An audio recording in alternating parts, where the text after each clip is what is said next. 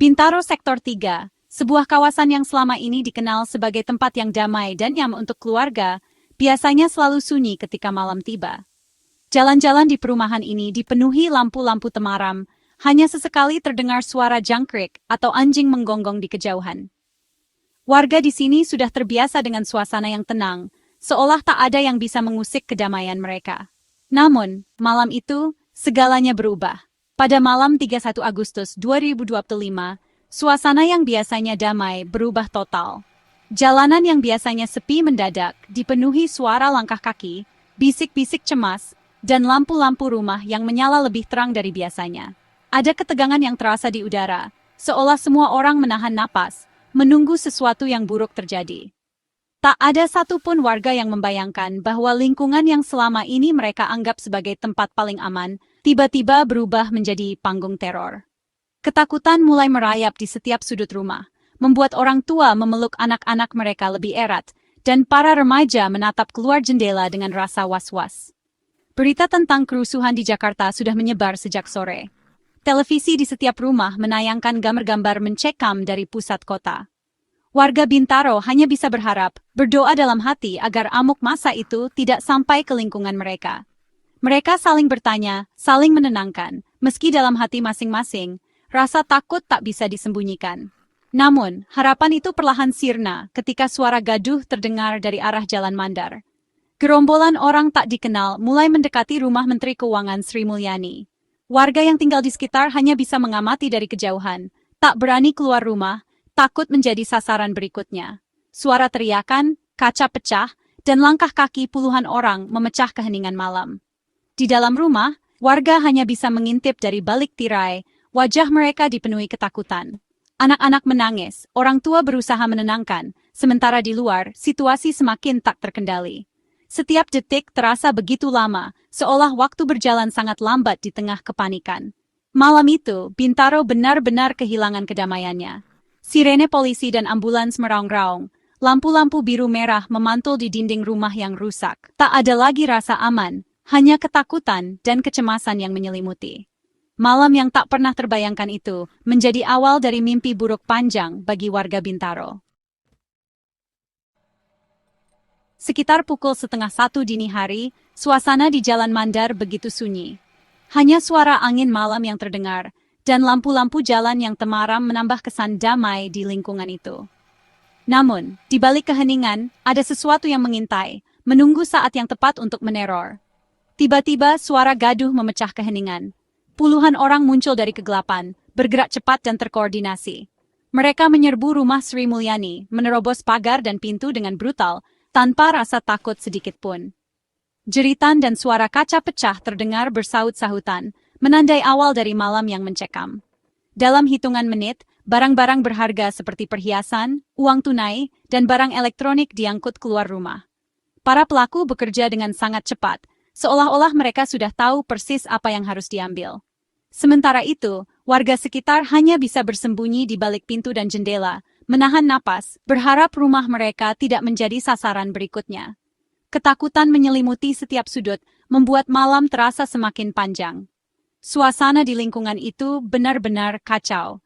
Tak ada yang berani menghubungi polisi, karena rasa takut akan menjadi target berikutnya begitu besar.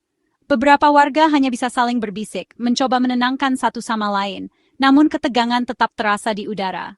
Setiap suara kecil membuat jantung berdegup lebih kencang. Setelah 30 menit yang terasa seperti seumur hidup, masa itu akhirnya menghilang ke dalam gelapnya malam. Mereka meninggalkan rumah Sri Mulyani dalam keadaan hancur. Pintu dan jendela rusak parah, serta barang-barang berserakan di mana-mana. Warga yang selamat masih gemetar, mencoba memahami apa yang baru saja terjadi. Keheningan kembali menyelimuti Jalan Mandar, namun kali ini bukan keheningan yang menenangkan. Ada rasa was-was yang menggantung di udara, seolah-olah teror bisa datang kapan saja. Malam itu, ketenangan berubah menjadi kecemasan yang mendalam. Malam teror baru saja dimulai. Jalan Mandar, yang sebelumnya dikenal sebagai lingkungan damai dan ramah, kini berubah menjadi zona ketakutan. Setiap sudut jalan dipenuhi kecemasan, dan para warga hanya bisa berharap malam-malam berikutnya tidak akan sekelam malam ini. Malam itu, warga hanya bisa menyaksikan dari balik jendela rumah mereka, menahan napas dalam kecemasan. Setiap suara di luar, sekecil apapun, membuat jantung berdegup lebih kencang. Mereka tahu di luar sana, situasi semakin mencekam, namun tak ada yang bisa dilakukan selain bersembunyi dan berharap semuanya segera berlalu. Di dalam rumah, suasana dipenuhi rasa takut dan ketidakberdayaan. Anak-anak dipeluk erat, berusaha ditenangkan oleh orang tua yang juga tak mampu menyembunyikan kegelisahan mereka. Lampu-lampu dipadamkan, suara dipelankan, seolah-olah kegelapan bisa melindungi mereka dari ancaman di luar. Kami tak berani keluar, mereka terlalu banyak dan marah, ujar seorang warga dengan suara bergetar. Ia menceritakan bagaimana suara teriakan dan kaca pecah terdengar begitu dekat, membuatnya hanya bisa berdoa agar pintu rumahnya cukup kuat menahan amukan massa. Teriakan penjara, buat ini nih, buat ibu gua, menggema di jalanan, menandai bahwa amuk massa dipicu frustrasi sosial yang telah lama terpendam. Bagi warga, teriakan itu bukan sekadar ancaman, tapi juga cerminan betapa dalam luka dan kemarahan yang melanda masyarakat. Tak ada yang berani merekam atau menelepon polisi, keselamatan keluarga jadi prioritas utama. Setiap detik terasa begitu panjang, dan rasa takut membuat waktu seolah berhenti. Mereka hanya bisa saling menggenggam tangan, berharap badai segera berlalu. Setiap rumah terkunci rapat, tirai-tirai ditutup, dan komunikasi antar tetangga terputus. Tak ada yang berani keluar atau sekadar mengintip lebih lama. Semua menghadapi teror itu sendirian, dalam keheningan yang menyesakkan. Malam itu, rasa aman yang selama ini dianggap pasti, lenyap seketika.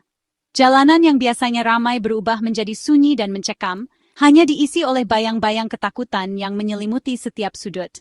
Trauma dan ketakutan membekas di benak warga Jalan Mandar. Bagi mereka, malam itu bukan sekadar peristiwa, melainkan luka yang sulit dilupakan. Setiap suara keras di malam hari kini selalu mengingatkan mereka pada malam penuh teror itu, dan rasa aman yang dulu mereka miliki, kini terasa rapuh dan jauh. Saat warga mulai tenang, gelombang kedua massa datang sekitar pukul 3.30 dini hari, lebih banyak, lebih brutal. Ratusan orang menyerbu, mengobrak-abrik setiap sudut rumah Sri Mulyani. Suara tawa dan sorak-sorai penjara menambah kengerian, seolah mereka berpesta di atas penderitaan.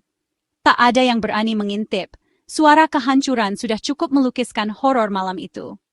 Penjarahan berlangsung hingga fajar, meninggalkan rumah porak-poranda. Dua gelombang serangan dalam satu malam, bukti betapa rapuhnya tatanan sosial saat amarah kolektif meledak. Jalan Mandar berubah menjadi zona perang. Pagi tiba, rumah Sri Mulyani nyaris kosong. Barang elektronik, lukisan, perabot, bahkan pakaian dan alat makan raib. Penjarahan tak hanya soal ekonomi, tapi juga penghinaan. Setiap sudut rumah diacak-acak, privasi dan marbat dilucuti. Barang mewah hingga kebutuhan sehari-hari diangkut tanpa sisa. Kerugian material besar, tapi yang paling menyakitkan adalah hilangnya rasa aman. Barang-barang berserakan di halaman, jadi pengingat betapa cepatnya keteraturan berubah jadi anarki. Dalam semalam, rumah itu kehilangan segalanya. Penjarahan ini adalah puncak dari ketegangan sosial politik yang membara di Jakarta. Kerusuhan di DPR, kematian Afan Kurniawan, dan isu kenaikan pajak memicu amarah publik. Sri Mulyani sebagai simbol kebijakan fiskal jadi sasaran kemarahan. Protes berubah jadi aksi anarkis, rumah pejabat, kantor polisi, hingga jalan tol jadi target. Jakarta siaga, peringatan keamanan dikeluarkan, dan penjarahan di Bintaro jadi bagian dari efek domino kerusuhan. Amarah yang bermula di pusat kota menjalar hingga ke pinggiran. Jalan Mandar terkena imbas bara api yang membakar ibu kota. Pagi di Jalan Mandar dipenuhi puing-puing kaca pecah dan barang berserakan. Warga mulai keluar, masih syok dan tak percaya dengan apa yang terjadi. Rumah Sri Mulyani kini hanya cangkang kosong, simbol kerapuhan rasa aman. Keheningan pagi itu bukan ketenangan, melainkan ketegangan dan ketakutan sisa malam. Anak-anak dilarang keluar, pintu-pintu tetap terkunci. Luka fisik dan psikologis membekas di seluruh komunitas. Polisi dan TNI akhirnya tiba, Jalan Mandar berubah jadi area terbatas dengan penjagaan ketat. Garis polisi dipasang, tim forensik menyisir rumah mencari jejak pelaku. Warga sedikit lega, tapi suasana tetap mencekam. Lingkungan mereka kini zona rawan. Penyelidikan dimulai, tapi identifikasi pelaku sulit karena jumlah massa dan gelapnya malam. Polisi berjanji mengusut tuntas, namun warga masih menanti keadilan. Semua berharap pelaku segera tertangkap dan rasa aman bisa kembali. Luka penjarahan membekas dalam, bukan hanya bagi korban, tapi seluruh warga Jalan Mandar. Malam-malam kini penuh kewaspadaan, kepercayaan pada keamanan lingkungan goyah. Pemulihan fisik dan psikologis jadi tantangan utama. Warga mulai memperkuat sistem keamanan bersama. Harapan tertuju pada keberhasilan polisi mengungkap pelaku dan menegakkan keadilan. Peristiwa ini jadi cermin rapuhnya tatanan sosial saat frustrasi ekonomi tak terkelola. Semoga kedamaian kembali. Bukan hanya ke Jalan Mandar tapi ke seluruh negeri.